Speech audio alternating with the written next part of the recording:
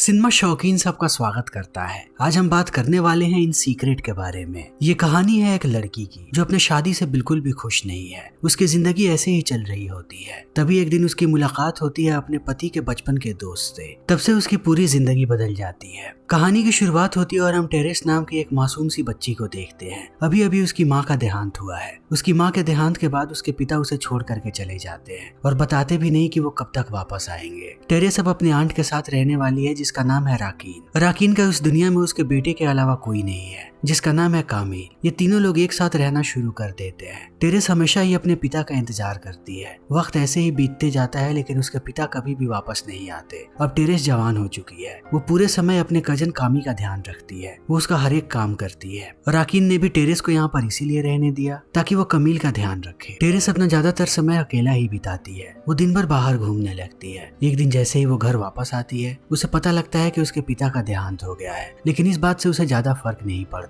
जब से उसने होश संभाला है तब से उसने अपने पिता को नहीं देखा और ये बात उसे परेशान करती थी। अब कम से कम उसे पता है कि उसके पिता इस दुनिया में नहीं है। थोड़े समय के बाद कमील सबको बताता है कि उसकी नौकरी लग गई है पेरिस में और वो पेरिस जाना चाहता है। वो बहुत ही ज्यादा खुश है। कमील को सब बीमार मानते थे। कमील कहता है कि मैं इस घर का मर्द हूँ और मैं जिम्मेदारी उठाना चाहता हूँ। इन बातों को सुनने के बाद राकीन बहुत खुश होती है और कहती है कि मेरा भी सपना था कि मैं एक छोटी सी दुकान खोलूं। अब मैं भी अपने सपने को पूरा करूंगी। टेरिस पूछती है कमील से कि वो कब पेरिस जाने वाला है। कमील कहता है कि शादी के बाद। टेरिस रकीन से पूछती है कि कमील किससे शादी कर रहा है। रकीन कहती है कि तुमसे। तब टेरिस हंसना शुरू कर देती है। उसे लगता है कि ये लोग मजाक कर रहे हैं लेकिन रकीन कहती है कि मैं सीरियस हूँ। तुम्हें खुश होना चाहिए कि कमील जैसा लड़का तुम्हें अपना रहा है। कमील एक बहुत ही अच्छा लड़का है। इन बातों को सुनने के बाद टेरिस भी मना नहीं कर पाती क्योंकि इन दोनों के अलावा उसका दुनिया में कोई और नहीं है। वो शादी कर लेती है अपने कजन से और ये लोग निकल पड़ते हैं पेरिस के लिए। पेरिस आने के बाद जब कमील यहाँ के घर को देखता है ये घर उसे बिल्कुल भी पसंद नहीं आता। फिर भी इन्हें यहीं पर रहना पड़ता है। पहले टेरिस बहुत ही ज्यादा खुश थी कि वो कंट्री साइड से निकल करके अब शहर जा रही है लेकिन यहाँ आने के बाद उसे लग रहा है कि वो एक पिंजड़े के बाद अब दूसरे पिंजड़े में आकर के कैद हो गई है। कमील दिन भर अपने काम में मशरूफ रहता है और टेरिस घर पर रहती है। जब कमील रात में वापस आता है तब वो टेरिस को बताता है कि उसे अपना काम बिल्कुल भी पसंद नहीं आ रहा। वो बिल्कुल भी खुश नहीं है लेकिन टेरिस इन सारी बातों को भूल जाती है। उसे पता है कि अब उसकी शादी हो चुकी है कमील से। इन दोनों को एक दूसरे के करीब आना चाहिए। टेरिस सच में करीब आना चाहती है कमील के लेकिन कमील सिर्फ चिड़ियाघर की बात करता है और कहता है कि मुझे भालू बहुत ही ज्यादा पसंद है। तब टेरिस भालू की तरह आवाजें निकालने लगती है ताकि कमील को ये चीज अच्छी लगे और वो उसके करीब आए। तब ये दोनों इंटीमेट हो सके लेकिन कमील बिल्कुल भी ध्यान नहीं देता टेरिस पर और सो जाता है। ये बात उसे बहुत बुरी लगती है। टेरिस को लगा था कि अब उसकी जिंदगी में खुशियां आएंगी और कुछ नई चीजें उसके साथ होंगी लेकिन वो एक बार फिर से निराश हो चुकी है। थोड़े समय के बाद कमील अपने एक दोस्त को लेकर के आता है डिनर पर जिसका नाम है लॉरेन। लॉरेन कमील का बचपन का दोस्त है। जैसे ही राकीन लॉरेन को देखती है वो खुश हो जाती है क्योंकि कितने समय के बाद उसने किसी जाने पहचाने चेहरे को देखा है। आज डिनर के लिए बहुत सारे लोग आए हुए हैं। वो सारे लोग एक साथ बैठ करके डिनर करने लगते हैं। तभी हम ओलिवर नाम के आदमी को देखते हैं जो अपनी पत्नी सुजैन के साथ आया हुआ है। ओलिवर कहता है कि आज मैं मुर्दा घर गया था और वहाँ के दृश्य देखने के बाद मैं सोच में पड़ गया। ये बातें उसकी पत्नी सुजैन को बिल्कुल भी अच्छी नहीं लगती। वो यहाँ से उठ करके चली जाती है। तभी हम एक पुलिस वाले को देखते हैं जो बात करता है और कहता है कि मुर्दा घर से ज्यादा मुझे हॉस्पिटल्स पसंद है। तब लॉरेन भी बोलना शुरू करता है और कहता है कि मुझे स्केचेस बनाने का बहुत शौक था। मैं मुर्दा घर में जाता था और मरे हुए लोगों के स्केचेस बनाता था लेकिन ये बात मेरे पिता को बिल्कुल भी पसंद नहीं आया। जैसे ही उन्हें ये बात पता लगी उन्होंने मेरे स्केच वाले करियर को सपोर्ट करना बंद कर दिया और मेरी सारी पेंटिंग्स को ले लिया। टेरिस इन सारी बातों को बहुत ही ध्यान से सुन रही होती है। जब से उसने लॉरेन को देखा है तब से उसे कुछ हो रहा है। वो इतने सारे लोगों के बीच कभी भी नहीं बैठी है। आज भी उसे घुटन सी महसूस हो रही है। तब वो जाकर के खिड़की खोलने लगती है। राकीन ने जब से इस बात को सुना है कि लॉरेन अच्छा स्केच बनाता है वो उसे लेकर के जाती है अपने कमरे में और कहती है कि क्या तुम कमील की एक पेंटिंग बनाओगे। तब लॉरेन भी मान जाता है। अंदर आकर के राकीन, टेरिस और कमील बैठ जाते हैं। लॉरेन पेंटिंग बनाना शुरू कर देता है लेकिन लॉरेन बार बार यहाँ पर टेरिस को देखता है। टेरिस भी इस बात को जान रही है तब वो दूसरी तरफ अपने चेहरे को घुमा लेती है ताकि लॉरेन डिस्ट्रैक्ट ना हो। लॉरेन पेंटिंग को खत्म करता है और चला जाता है बाहर लेकिन बाहर जाने के बाद भी वो नीचे ही खड़ा है ताकि टेरिस को एक बार और देख सके। कमील की पेंटिंग को देखने के बाद उसकी माँ बहुत ही ज्यादा खुश है। वो बार बार पेंटिंग को ही देख रही है। अगले दिन लॉरेन यहाँ पर दोबारा वापस आता है और पेंटिंग को पूरा कर देता है। उसमें कुछ अभी भी कमियां थी। राकीन और कमील इस चीज को देखने के बाद बहुत खुश होते हैं। चले जाते हैं दोनों बाहर। अब लॉरेन और टेरिस यहाँ पर अकेले हैं। ये दोनों ही एक दूसरे को पसंद करने लगे हैं। लॉरेन धीरे धीरे टेरिस के करीब आ जाता है और एक वक्त के बाद ये दोनों इंटीमेट होने लगते हैं। टेरिस के लिए अनुभव बहुत ही आनंदमयी होता है क्योंकि पहली बार उसने इन चीजों को महसूस किया है। अगली सुबह वो जैसे ही उठती है उसकी ऊर्जा बिल्कुल ही अलग होती है। उसे देख करके ऐसा लग रहा है कि उसकी जिंदगी को नए मायने मिल गए हैं। अब उसे पता लग गया है कि उसकी जिंदगी का मतलब क्या है। वो सारे कामकाज को बड़ी ही खुशी के साथ कर रही होती है। राकिन भी इन चीजों को देख करके खुश होती है क्योंकि आज से पहले उसने इतना खुश टेरिस को कभी भी नहीं देखा था। हर रोज की तरह सारे लोग काम पर लग जाते हैं, लेकिन जैसे ही लॉरेन को मौका मिलता है वो दोबारा आता है टेरिस के पास और ये करीब आने लगते हैं। लेकिन इन्हें पता है कि घर में और भी बहुत सारे लोग हैं, कोई कभी भी यहाँ पर आ सकता है। तब जल्दी ये दोनों फिर से अलग हो जाते हैं। लॉरेन से कमील बात करता है और कहता है कि आज गेम नाइट है, तुम्हें आना ही पड़ेगा क्योंकि अब तुम भी हमारे परिवार का हिस्सा हो। लॉरेन मान जाता है। रात में जब सारे लोग गेम खेलने आने वाले होते हैं उससे पहले वो चला जाता है कमरे में टेरिस के। टेरिस बहुत ही ज्यादा खुश है, वो अजीबोगरीब आवाजें निकाल रही है। लॉरेन को पहली बार एहसास होता है कि टेरिस जितनी शांत नजर आती है वो उतनी शांत नहीं है। उसके अंदर बहुत सारा खुरापात भरा पड़ा है, वो कुछ भी कर सकती है।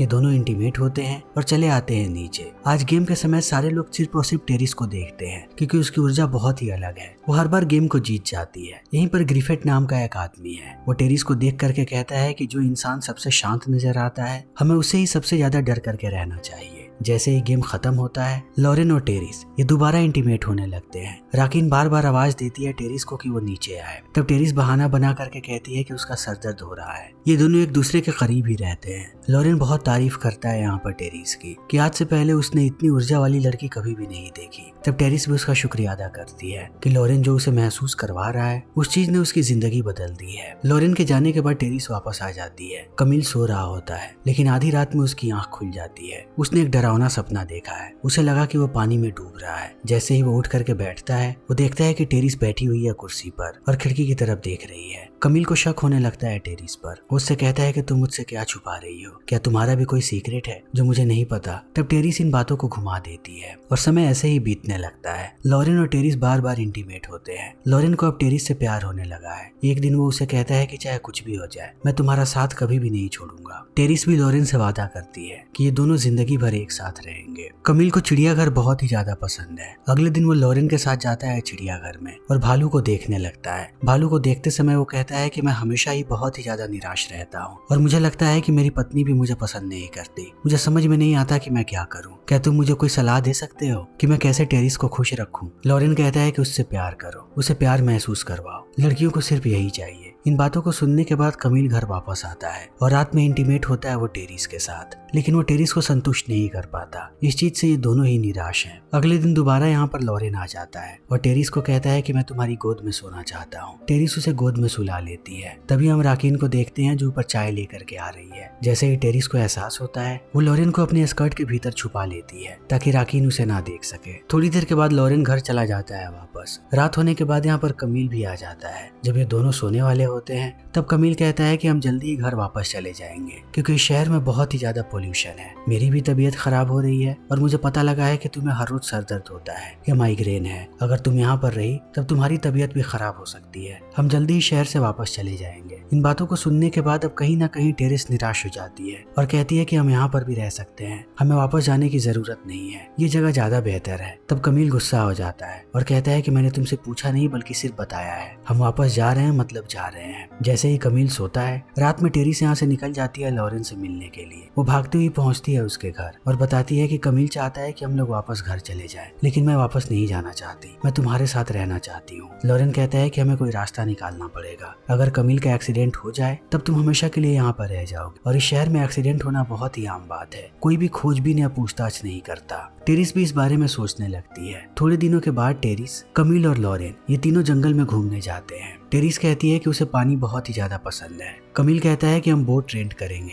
और पानी में जाएंगे ताकि हम सनसेट देख सके, लेकिन उससे पहले हमें जंगल में ही आराम करना चाहिए। ये लोग बैठ जाते हैं एक पेड़ के नीचे। थोड़े समय के बाद कमील यहाँ पर टेरिस की गोद में ही सो जाता है। लॉरेन इन चीजों को देख करके चलता है। उसे पता है कि कमील सो चुका है। वो धीरे धीरे जाने लगता है करीब टेरिस के और उसे छूना शुरू कर देता है, लेकिन ये लोग और करीब आ पाते उससे पहले इनके और भी दोस्त यहाँ पर आ जाते हैं और बातें करना शुरू कर देते हैं। थोड़ी देर के बाद शाम हो जाती है। तब ये लोग चले जाते हैं नदी के किनारे और एक बोट को को रेंट पर लेते हैं। जैसे ही लॉरेन बोट पर जाता है और टेरिस को आने के लिए कहता है, टेरिस को आभास हो जाता है कि लॉरेन क्या करना चाहता है। उसने रात में ही एक्सीडेंट के बारे में बात की थी, यानी कि आज वो मार देगा कमील को। टेरिस हेजिटेट करने लगती है, लेकिन लॉरेन उससे अपने प्यार का इजहार करता है और हाथ पकड़ के बैठा लेता है बोट में। ये लोग जाने लगते हैं नदी के बीचों बीच। जैसे जैसे नदी के बीचों बीच ये लोग जा रहे हैं, कमील थोड़ा सा अशांत होने लगता है क्योंकि उसे पानी से डर लगता है। वो हमेशा सपना देखता है कि वो पानी में डूब रहा है और उसे पता नहीं है कि आज उसका सपना हकीकत बनने वाला है। कुछ घंटों के बाद टेरिस और लॉरेन वापस आ जाते हैं घायल हालत में। सब लोग दौड़ते हुए उन्हें बचाने आते हैं। लॉरेन कहता है कि कमील खड़ा होकर के बोट पे डांस कर रहा था, तभी वो पानी में गिर गया। हमने बहुत कोशिश की लेकिन हमें पता ही नहीं लगा कि वो कहाँ चला गया। सारे लोग बहुत ही ज्यादा परेशान हैं। सब इस बात को मान चुके हैं कि कमील मर चुका है। घर आने के बाद जैसे ही ये खबर राकिन को पता लगती है, वो फूट फूट कर रोने लगती है। उसकी रोने की आवाजें जब लॉरेन सुनता है तब उसे भी बुरा लगता है क्योंकि ये पाप उसी ने किया है। शहर के सारे लोग ढूंढने चले जाते हैं कमील की लाश को। अंत में उन्हें लाश मिल भी जाती है। तब लाश को पहचानने के लिए लॉरेन को बुलाया जाता है। लॉरेन जैसे ही कमील की लाश को देखता है, उसे याद आता है कि वो मुर्दों का स्केच बनाया करता था और थोड़े समय पहले उसने स्केच बनाया था कमील का। लॉरेन यहाँ से भागने लगता है। अब ये सारे लोग कमील का फ्यूनरल कर रहे हैं। फ्यूनरल के समय जब टेरिस लॉरेन के गले लगती है तब वो उसके कान में कहता है कि हमने जो कुछ भी किया, मुझे उसका कोई भी पश्चाताप नहीं है। रात होने के बाद ये दोनों इंटीमेट होते हैं, लेकिन धीरे धीरे अब राकिन की हालत खराब होने लगती है। अगले दिन वो फूट फूट के रोती है। तब हम टेरिस को देखते हैं जो जाती है राकिन को संभालने के लिए, लेकिन राकिन इतनी आसानी से नहीं संभलने वाली। वो चिल्लाना शुरू कर देती है टेरिस पर। कहती है कि तुम हमेशा से साथ थी कमील के। मैंने तुम्हें कमील के साथ इसीलिए रखा था ताकि तुम उसकी रक्षा करो। तुम फेल हो चुकी हो। मैं तुम्हें उसका गार्डियन एंजल मानती थी। उस नदी में उसे नहीं बल्कि तुम्हें डूबना चाहिए था। मेरा बेटा अगर जिंदा आता तो मुझे खुशी होती, ना कि तुम।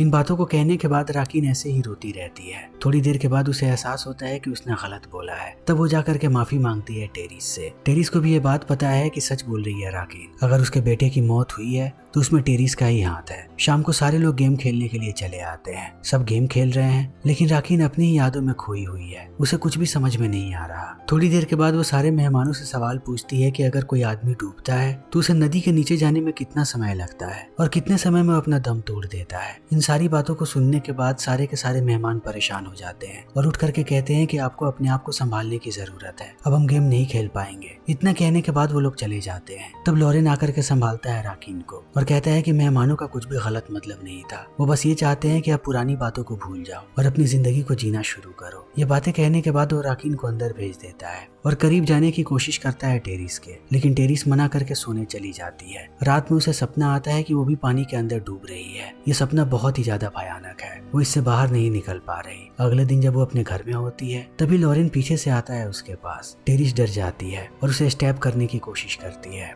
लॉरेन समझ नहीं पाता कि आखिर टेरिस को क्या हो रहा है। टेरिस कहती है कि मैं पूरे रात सो नहीं पाती हूँ, सपने मुझे परेशान करते हैं। जब तक हम दोनों की शादी नहीं हो जाती और हम एक ही बिस्तर पर साथ नहीं सोते तब तक ये सपने मुझे परेशान करते रहेंगे। लॉरेन कहता है कि ये सब कुछ इतना आसान नहीं है। अगर हमने जल्दबाजी की तब हम दोनों की जिंदगी बर्बाद हो सकती है और हम कभी भी एक नहीं हो पाएंगे। हमें सब्र से काम लेना पड़ेगा। हमें अपने भविष्य के बारे में भी सोचना है। अगर हमारा भविष्य कोई चीज बचा सकता है तो ये दुकान ही है। इन बातों को सुनने के बाद टेरिस कहती है कि ये दुकान मेरे नाम पर नहीं है और ना ही कमील के नाम पर थी। ये दुकान राकिन के नाम पर है। मैं अब और अकेले नहीं रहना चाहती। अब ये दोनों बातें कर ही रहे होते हैं तभी टेरिस को एहसास होता है कि राकिन इधर ही आ रही है। तब वो रोने का नाटक करने लगती है ताकि लॉरेन को भागने का मौका मिल जाए। लॉरेन जैसे ही भाग करके बाहर आता है वो देखता है कि सुजैन बाहर ही खड़ी है। तब उसे अपने बातों में उलझा करके यहाँ से लेके चला जाता है। रात में सारे लोग दोबारा आते हैं गेम खेलने के लिए। सब टेरिस के बारे में ही बात कर रहे हैं कि आजकल वो बहुत ही ज्यादा उदास रहती है। सब अपना अपना सुझाव देना शुरू करते हैं कि टेरिस कैसे बेहतर हो सकती है। तब एक आदमी कहता है कि हमें टेरिस की शादी करवा देनी चाहिए, वो भी लॉरेन से। कमील जहाँ भी होगा इन चीजों को देखने के बाद खुश होगा कि उसके सबसे अच्छे दोस्त ने उसकी विधवा पत्नी को अपना लिया उसकी जिंदगी को बेहतर बनाने के लिए। इन बातों को सुनने के बाद राकिन भी इस बारे में सोचने लगती है। दूसरी तरफ हम देखते हैं टेरिस को, जिसके साथ लॉरेन किचन में है। टेरिस बहुत गुस्से में है। वो लॉरेन को कहती है कि मुझे लगता है कि तुम्हारा संबंध और भी औरतों के साथ है। औरतों वाले परफ्यूम की खुशबू आ रही है तुम्हारे शरीर से।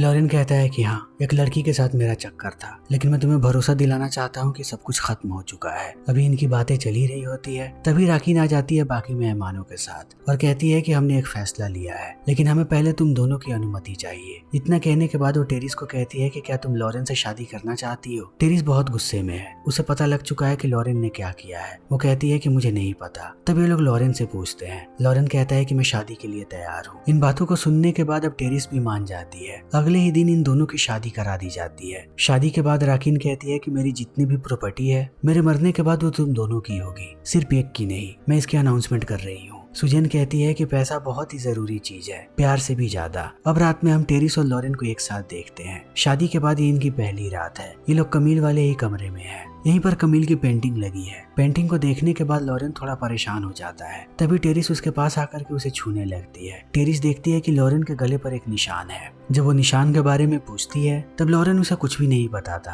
और जा करके बैठ जाता है। अब ये दोनों परेशान हो चुके हैं। इन्हें समझ में नहीं आ रहा कि ये क्या करें। ये लोग उस समय को याद करने लगते हैं जब लॉरेन ने मारा था कमील को। लॉरेन के गले पर कमील के ही हाथों के निशान है जब वो अपने आप को बचाने की कोशिश कर रहा था। ये लोग चुपचाप से बैठ जाते हैं। लॉरेन कहता है कि यह हमारी पहली रात है शादी के बाद, हमें पुरानी बातों को याद करके ऐसे नहीं बैठना चाहिए। टेरिस कहती है कि मेरी शादी तुमसे उसी वक्त हो गई थी जब मैंने तुम्हारी शर्त को माना था और उस बोट में बैठ गई थी तुम्हारे साथ कमील को मारने के लिए। अब समय ऐसे ही बीतने लगता है लेकिन इन दोनों को शांति नहीं मिलती। इन दोनों ने जो किया है वो चीजें इन्हें परेशान करने लगती हैं। राकिन बड़े ही ध्यान से देखती रहती है टेरिस को। जब से उसकी शादी हुई है लॉरेन के साथ, वो दोपहर में भी सोने लगी है। राकिन को समझ में नहीं आता कि ये क्या हो रहा है। एक दिन जब लॉरेन काम पर होता है तब राकिन और टेरिस बातें कर रहे होते हैं। राकिन अपने बेटे को याद करके रोने लगती है। उसका दुख दिन प्रतिदिन बढ़ते जा रहा है। तभी उसे स्ट्रोक आ जाता है। ये लोग लेकर के जाते हैं उसे डॉक्टर के पास। डॉक्टर कहता है कि राकिन अब पैरालाइज हो चुकी है, शायद वो पूरी जिंदगी अब ऐसे ही बिताएगी। यानी कि अब हर वक्त टेरिस और लॉरेन इन दोनों को देखभाल करनी पड़ेगी राकिन की। तब लॉरेन फिर से प्लानिंग करने लगता है कि इस बार वो राकिन को भी मार देगा। लेकिन टेरिस को शायद ये बात पसंद नहीं आएगी और अगर इस प्रॉपर्टी में लॉरेन को हिस्सा चाहिए तो उसे टेरिस का सिग्नेचर भी चाहिए। अब इन दोनों की परेशानियां ऐसे ही बढ़ती जा रही हैं। लॉरेन यहाँ पर सो नहीं पा रहा है। तब एक दिन वो कमील की पेंटिंग को जला देता है। जैसे ही ये बात पता लगती है टेरिस को,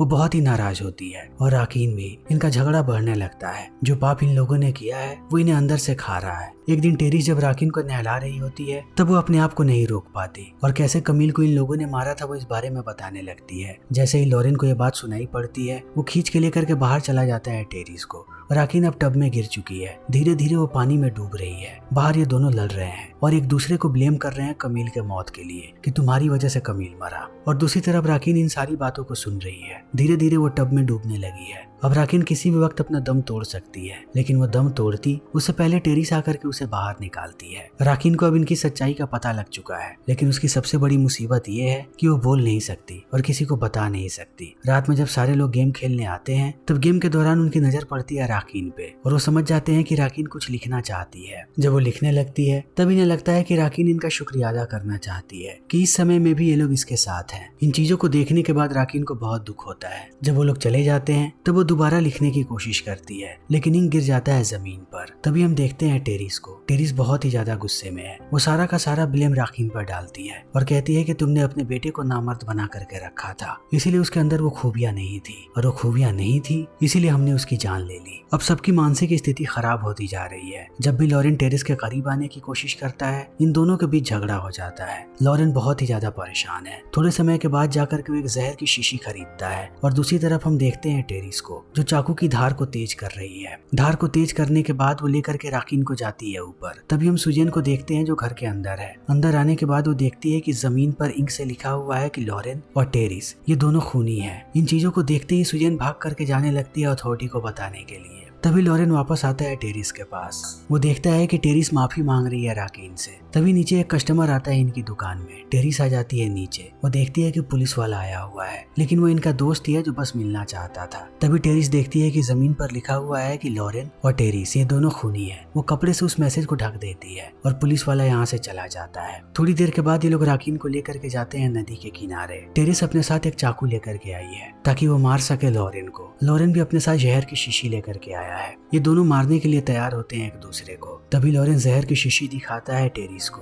और उसे डाल देता है शराब की बोतल में। कहता है कि जो पाप मैंने किया है वो पाप मुझे सोने नहीं देगा। मैं जिंदगी भर ऐसे ही परेशान रहूंगा, इसीलिए मैं अपनी जान दे रहा हूँ। इन बातों को सुनने के बाद टेरिस को एहसास होता है कि लॉरेन ने उससे सच कहा था कि वो मरते दम तक उसका साथ नहीं छोड़ेगा। जो पाप इन लोगों ने किया वो पाप ही इन्हें परेशान कर रहा था। इन दोनों के प्यार में कोई कमी नहीं थी। अभी भी ये दोनों एक दूसरे से प्यार करते हैं। लॉरेन अपनी जान देने को तैयार है, लेकिन वो टेरिस को नहीं मारेगा। टेरिस अपना चाकू फेंक देती है। ये दोनों एक बार फिर से अपने प्यार का इजहार एक दूसरे से करते हैं और जहर वाली शराब पी लेते हैं। इन्हें पता है कि मरने के बाद ही इन्हें मुक्ति मिलेगी। जो पाप इन लोगों ने किया है, जीते जी ये पाप उनका पीछा नहीं छोड़ेगा। जहर वाली शराब पीने के बाद ये दोनों एक साथ जमीन पर लेट जाते हैं और इन दोनों की मौत हो जाती है। थोड़ी देर के बाद सुजैन यहाँ पर अथॉरिटी को लेकर के आती है। तब वो लोग देखते हैं कि यहाँ पर इन दोनों की लाशें पड़ी हुई हैं और राकिन ऊपर बैठी है। राकिन की आंखों में एक संतुष्टि है कि जिन लोगों ने उसके बच्चे को मारा आज वो मर चुके हैं। फिर इसी के साथ ये फिल्म यहीं पर खत्म हो जाती है। तो दोस्तों, हमारी आज की ये वीडियो यहीं पर खत्म होती है। अगर आपको हमारी ये वीडियो पसंद आई हो तो इसे लाइक करें, शेयर करें और चैनल को सब्सक्राइब करें।